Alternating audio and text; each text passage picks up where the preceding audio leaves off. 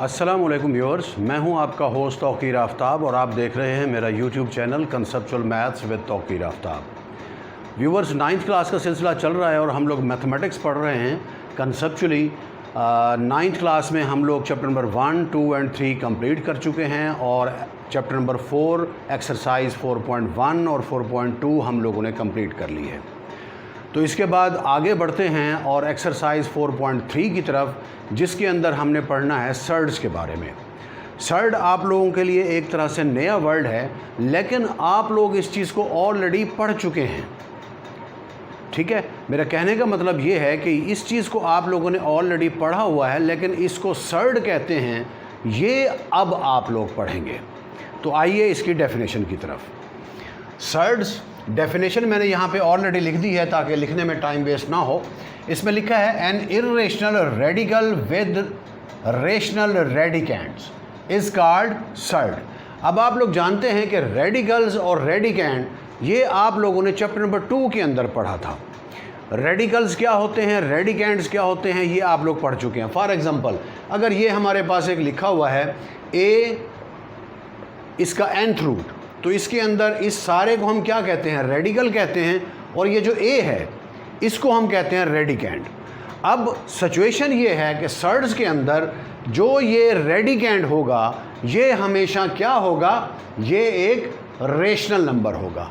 क्या लिखा हुआ है, विद रेशनल रेडिकेंट। रेडिकेंट होता है अंदर वाली चीज़, स्क्वायर रूट साइन के अंदर जो चीज़ होती है उसे हम रेडिकेंट कहते हैं। तो वो क्या होना चाहिए, वो हमेशा रेशनल नंबर होना चाहिए। और ये ऑन द होल जो हमारे पास क्वांटिटी बनेगी ए nth रूट, ये क्या होगी, ये एक इर्रेशनल रेडिकल होगा। ओके, मतलब डेफिनेशन ये बनी कि एक ऐसा इर्रेशनल रेडिकल, ठीक है, रेडिकल फॉर्म में लिखा हुआ है, वो इर्रेशनल है, और उसके अंदर जो रेडिकेंट है, मतलब जो अंदर वाली चीज़ है, वो क्या है, वो हमारे पास एक रेशनल नंबर है। तो ऐसी सिचुएशन में जो हमारे पास नंबर बनता है उसको हम कहते हैं कि वो सर्ड है। गो के हम उसको इर्रेशनल नंबर भी कहते हैं। इर्रेशनल नंबर में आपको याद होगा मैंने बताया था कि ऐसे तमाम नंबर्स जिनका स्क्वायर रूट नहीं हो सकता, अगर हम उसका स्क्वायर रूट करके लिख दें तो वो क्या बन जाएगा, वो एक रेडिकल बन जाएगा, या वो एक इर्रेशनल नंबर बन जाएगा, या वो एक सर्ड बन जाएगा। ये अब उसका एक नया नाम आपने पढ़ा है, सर्ड। मतलब जिस तरह से रेडिकल होता है, कोई रेडिकल फॉर्म में अगर लिखा हुआ है कोई नंबर और वो इर्रेशनल है, ठीक है, total on the whole radical sign समेत उसकी जो रूट है उस समेत जो नंबर बनता है कैलकुलेट करने के बाद जो उसका रिजल्ट आएगा उसको हम कहेंगे कि वो एक सर्ड है, वो एक इर्रेशनल नंबर है। ठीक है, वो एक रेडिकल है, और रेडिकल साइन के अंदर वाली चीज़ क्या है, वो रेडिकेंट कहलाई जाती है। और सर्ड के लिए ये ज़रूरी है कि रेडिकल साइन के अंदर जो रेडिकेंट लिखा हुआ है वो हमेशा रेशनल नंबर होना चाहिए। मेरे ख्याल ये चीज़ आपको क्लियर होगी। एक दफ़ा दोबारा देख लीजिए। एन इर्रेशनल रेडिकल मतलब एक रेडिकल है जो कि एक इर्रेशनल नंबर है, विद रेशनल रेडिकेंट, जो उसका रेडिकेंट है मतलब अंदर वाली चीज़, वो क्या है, वो रेशनल है, इज कॉल्ड सर्ड। हम उसे सर्ड कहते हैं। Hence a nth root is a surd. A nth root क्या है, ये एक सर्ड है। ओके, अब इसकी आगे मैंने थोड़ी सी और डिटेल भी लिख दी है। फर्स्ट पार्ट में मैंने लिखा है ए इज़ रेशनल।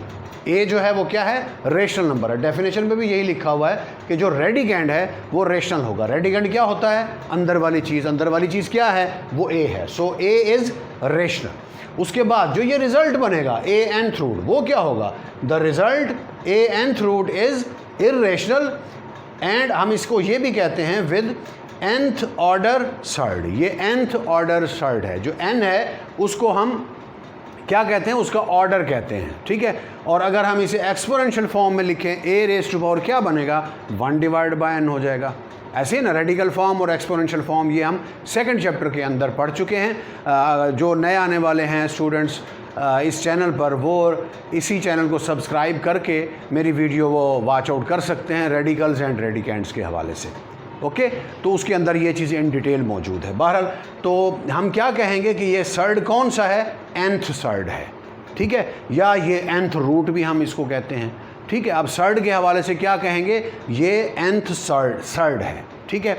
या इसको क्या कहेंगे, जैसे 3 लिखा हुआ है, ये सेकंड, ठीक है ना, सेकंड रूट भी कहते हैं। और हम इसको क्या कहेंगे कि ये सेकंड सर्ड है, या इसका जो ऑर्डर है वो सेकंड है, 2 है इसका ऑर्डर।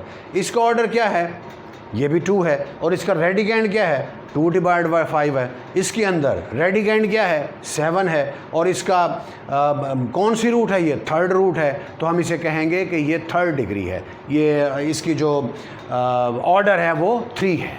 इस सर्ड का ऑर्डर जो है वो क्या है, वो 3 है। ओके, तो ये सारे मैंने सर्ड्स लिखे हैं, और साथ ही ये सारे के सारे इर्रेशनल नंबर्स भी हैं। ओके, आई थिंक ये चीज़ आपको क्लियर हो गई होगी। अब आइए इसकी एक्सरसाइज की तरफ। एक्सरसाइज 4.3 क्वेश्चन नंबर 1, इसमें लिखा है express the following surds in simplest form. We are given some surds, हमें कुछ सर्ड्स दिए गए हैं और हमें कहा गया है कि इसको आप सिंपलेस्ट फॉर्म में लिखें। अब सिंपलेस्ट फॉर्म क्या होगी इसकी, ये जो 180 है इसके आप बना लें प्राइम फैक्टर्स। प्राइम फैक्टर बनाने के मेथड आप लोग ऑलरेडी कर चुके हैं, 8th क्लास से करते आ रहे हैं। यहाँ पे मैं दोबारा रिवीजन के तौर पे करा देता हूँ आपको। 180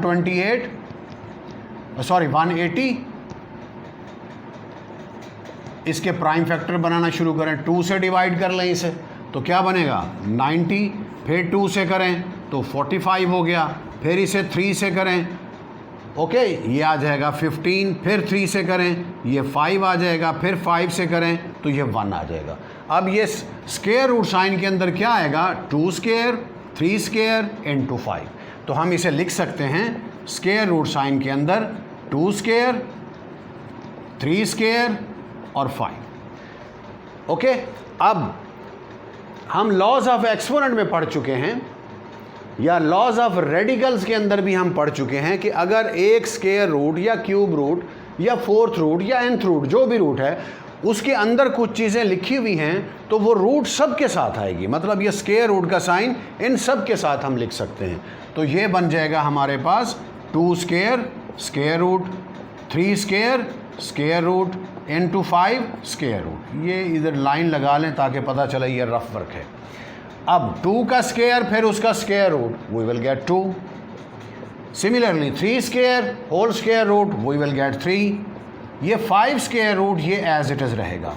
अब ये 2 3s are 6 हो जाएगा इंटू 5 अंडर रूट। तो ये आपका आंसर हो गया, ये सिंपलेस्ट फॉर्म में आ गया। मतलब हम इसे मज़ीद सिंपलर फॉर्म में नहीं लिख सकते। इसी तरह से इसको देखिए, है रेडिकल फॉर्म में लिखा हुआ है, ठीक है। तो अब इसको हमने सिंप्लीफाई करना है। अब आप देखें ये 96 लिखा हुआ है, तो इसके प्राइम फैक्टर्स बना लें। 96 इसके प्राइम फैक्टर 2 से डिवाइड कर लें, 4 2s are 8, 1 बचेगा, बाकी 16 हो जाएगा उधर, 8 2s are 16, फिर 2 से कर लें, 2 2s are 4, 4 2s are 8, फिर 2 से करें 12 आ जाएगा, फिर 2 से करें 6 आ जाएगा, फिर 2 से करें 3 हो जाएगा, फिर 3 से करें तो 1 आ गया। अब ये कितना बनेगा, 2 कितनी दफ़ा है, 1 2 3 4 5, 2 raised to power 5 हो जाएगा। तो हम इसे लिख सकते हैं 5th root 2 raised to power 5 into आगे क्या बचा हुआ है 3। अब ये x raised to power 6 इसे हम लिख सकते हैं x raised to power 5 into x। इसी तरह से y को लिख सकते हैं y raised to power 5 into y square, और z को लिख सकते हैं z raised to power 5 into z cube. ठीक है जी। अब आप सोच रहे होंगे कि x raised to power 5 y raised to power 5 z raised to power 5 क्यों लिखा है, इसको x raised to power 4 into x raised to power 2 क्यों नहीं लिखा। तो वो इसलिए नहीं लिखा क्योंकि बाहर है 5th रूट। जब हम 5th रूट ये सब पर अप्लाई करेंगे, x raised to power 5 पर जब ये 5th रूट अप्लाई होगा तो x आ जाएगा। इसी तरह से इधर भी y आ जाएगा, इधर से z आ जाएगा, और बाकी बचने वाले जो हैं वो एज इट इज़ रहेंगे। तो अब इसे लिखिए, ये आ जाएगा 2 raised to power 5 5th root multiply by 3 raised to power कुछ भी नहीं है 5th रूट है, फिर ये x raised to power 5 और फिर 5th रूट, फिर x raised to power कुछ भी नहीं है 5th रूट है। इसी तरह y को लिखें y raised to power 5 और 5th रूट, फिर y स्क्वायर और 5th रूट, फिर z को लिखें, इधर जगह नहीं है मैं इधर लिख रहा हूँ z raised to power 5 और 5th रूट, फिर जेड क्यूब और ये फिफ्थ रूट। अब ये जो फिफ्थ रूट और अंदर भी पावर 5 है वो कैंसिल हो जाएंगे, क्योंकि अगर हम इसे एक्सपोनेंशियल फॉर्म में लिखें, फॉर एग्जांपल ये लिखा हुआ है, ये है लिखा हुआ है 2 fifth root 2 raise to power 5 fifth root, तो ये क्या बनता है 2 raise to power 5 whole raise to power 1/5। तो 5 से कैंसिल हो जाएगा और बाकी क्या बचेगा 2 बचेगा। ये चीज़ हम रेडिकल वाली एक्सरसाइज में कर चुके हैं, रेडिकल्स एंड रेडिकेंड्स में, जो कि चैप्टर नंबर 2 में है। मैंने पहले भी उसका हवाला दिया है, आप उस वीडियो को वॉच आउट कर सकते हैं।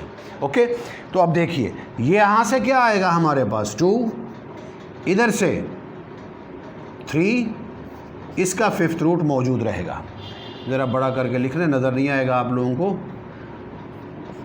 3 और ये फिफ्थ रूट। इसी तरह से यहाँ से क्या आएगा x, इधर से x फिफ्थ रूट, इधर से y 5 और फिफ्थ रूट आपस में कैंसिल, और यहाँ से क्या आएगा y स्क्वायर फिफ्थ रूट।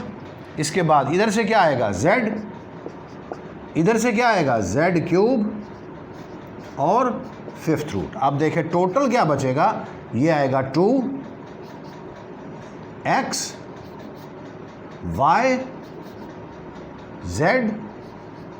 अब जो फिफ्थ रूट जिनके साथ लिखा हुआ उन सबको स्क्वायर रूट साइन के अंदर लिख दें, तो ये आ जाएगा fifth root 3x y square z cube. ये आपका आंसर है।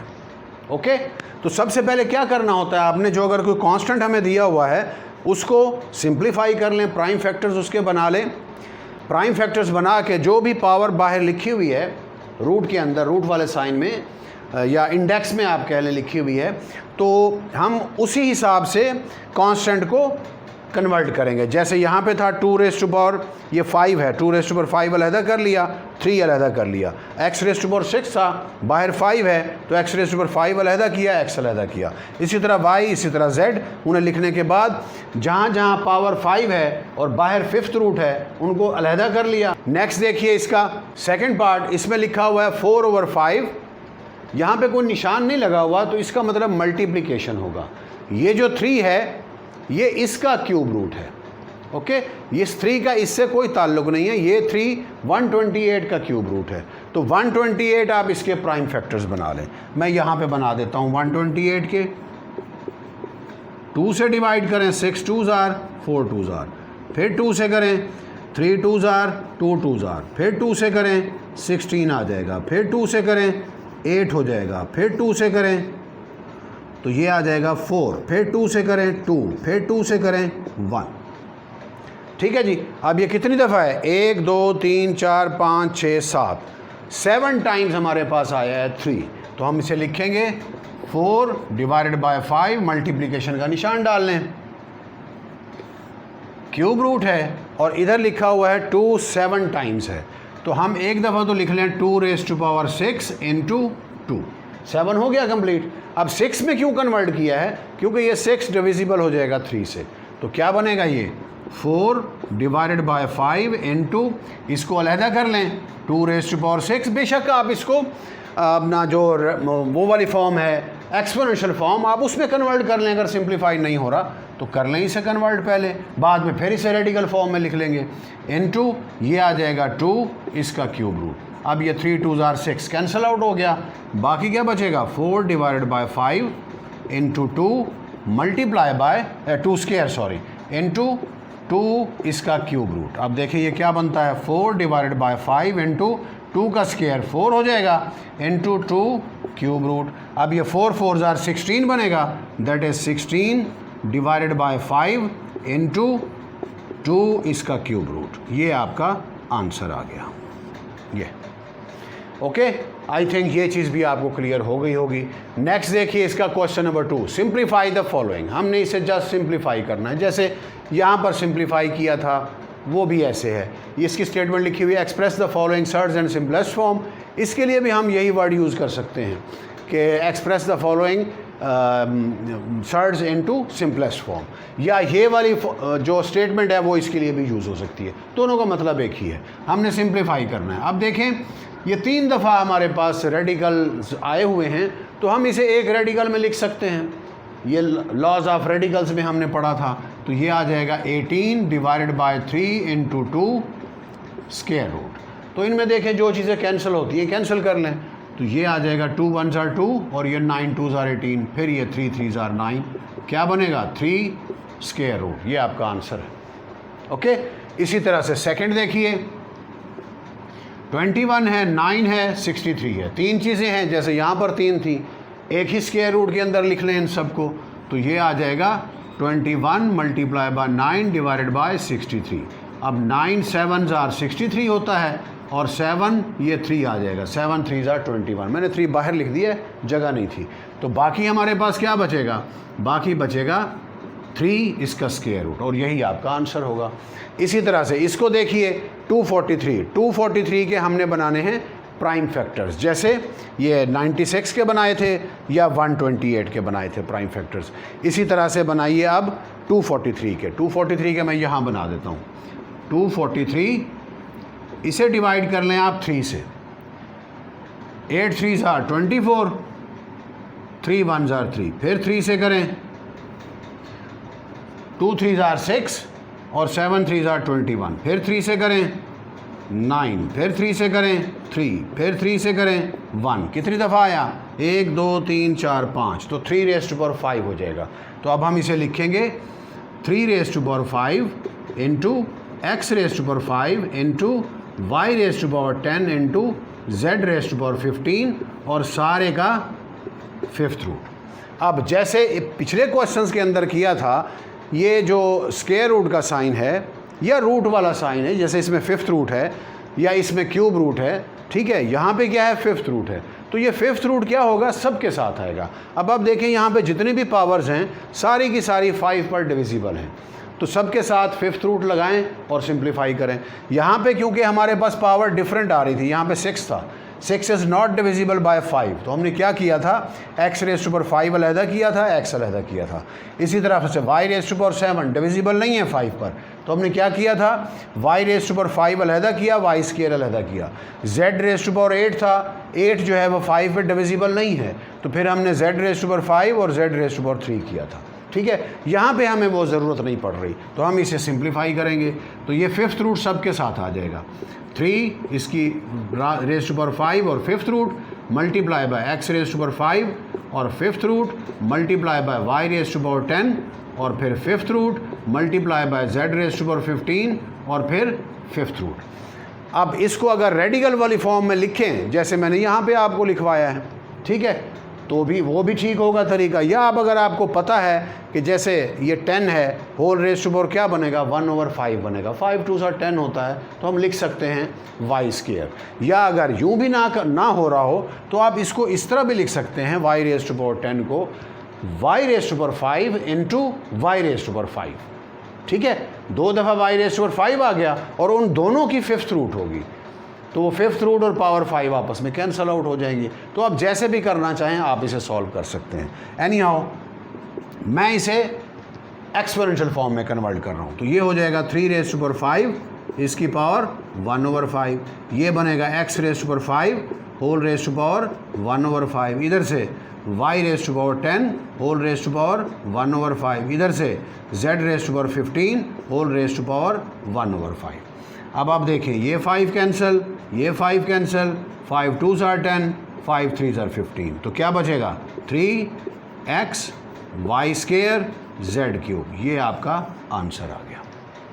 ओके, नेक्स्ट देखिए इसका 4th पार्ट, इसमें लिखा हुआ है 4 डिवाइडेड बाय 3 मल्टीप्लाई बाय 125 इसका क्यूब रूट। मैंने आपको बताया यहाँ पे कोई साइन नहीं लिखा हुआ, तो ये क्या होगा, ये मल्टीप्लिकेशन होगी, जैसे यहाँ पे लिखा हुआ है 4 divide by 5 into 128 cube root, तो वहाँ पर क्या लिखा हुआ है 125 क्यूब रूट। अब now we know that 125 is equal to 5 raise to power 3, तो इसके प्राइम फैक्टर बनाने की ज़रूरत नहीं है, अंडरस्टूड है, पता है आप लोगों को। अगर पता नहीं है तो आप इस तरह से इसके प्राइम फैक्टर बना सकते हैं।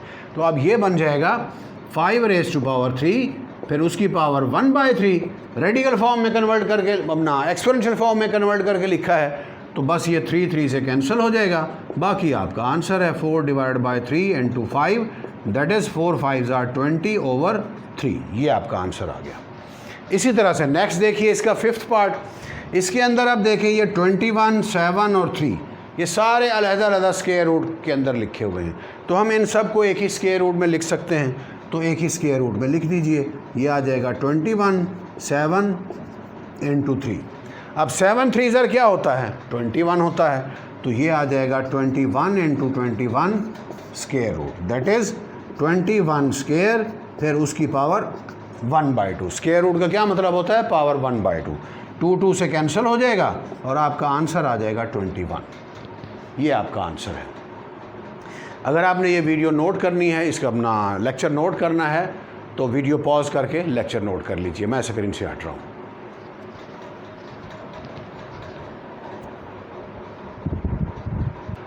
तो व्यूअर्स, ये था हमारा आज का लेक्चर। उम्मीद है आपको ये वीडियो अच्छी लगी होगी और ये आपको समझ भी आया होगा। अगर इसमें कोई क्यूरी है तो आप कमेंट बॉक्स में लिख सकते हैं, इंशाल्लाह मैं उसका जवाब देने की कोशिश ज़रूर करूँगा। अगर कोई मुश्किल चीज़ आप लोगों ने पूछी तो उस पर फिर एक अलग से वीडियो भी बनाई जा सकती है।